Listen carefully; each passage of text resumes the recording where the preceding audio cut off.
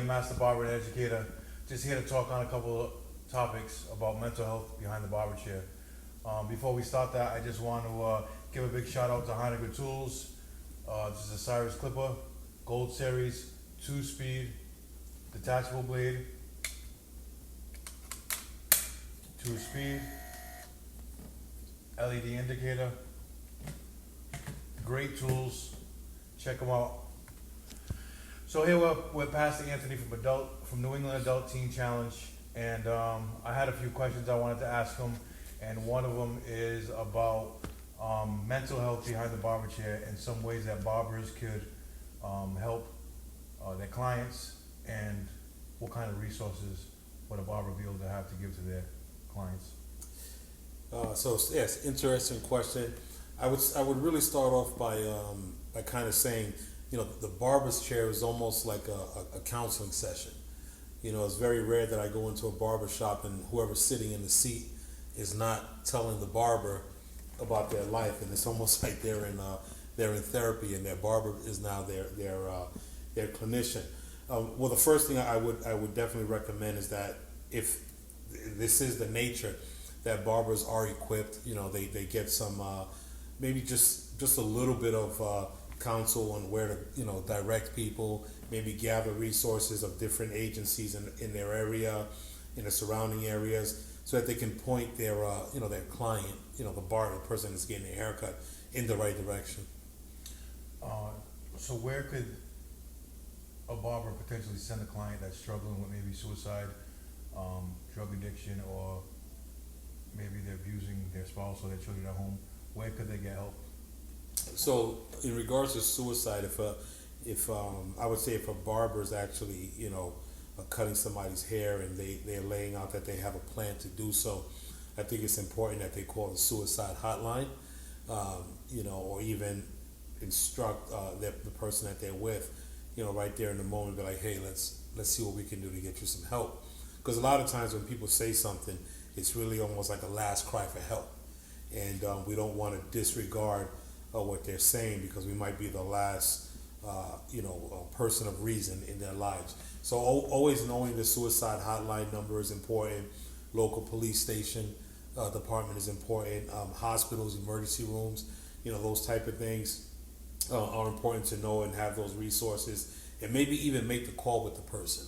Especially if a person says that they're suicidal, you want to almost like stop everything, not make a big scene about it, but pull the person over to the side and say, hey, let's call someone to ensure their safety.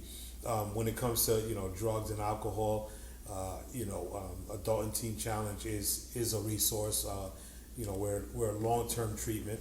There are a lot of places that people can go if they want outpatient treatment, which is good. To me, it's better to do something than do nothing. And so, if a person is telling a barber that they're struggling with alcohol, drugs, whatever it is, I think it's always good to refer them somewhere, because it's better to do something again than not to do nothing at all. Nice.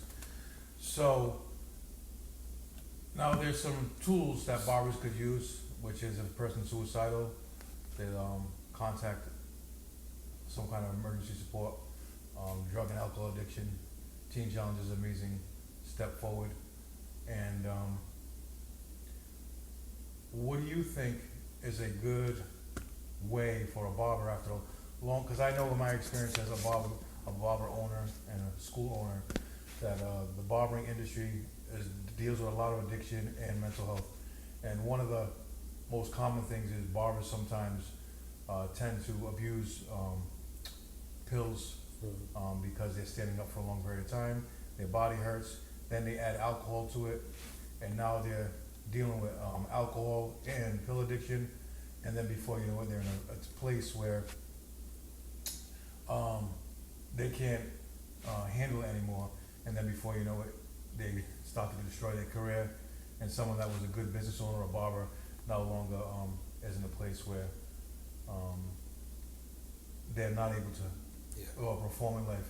What are some ways that a barber could deal with their day-to-day or weekly work without decompressing using substance abuse? Well, I think it all starts off not just with the barber, just people in general, is self-awareness. If I've come out of addiction, I got to be aware of my environment. If everybody in my environment is drinking and using, and I just got out of addiction, then I have to make the decision to pull myself out of that. So self-awareness is important. Knowing exactly your family line, if your family has addiction in there, just a lot of those type of things. Self-care is important.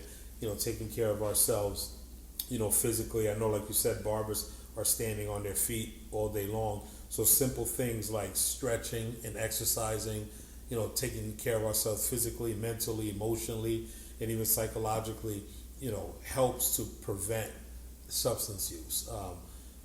Especially if we're going to be looking to, take care of pain and aches and stuff like that. A lot of those things can be dealt with when we take care of our physical body.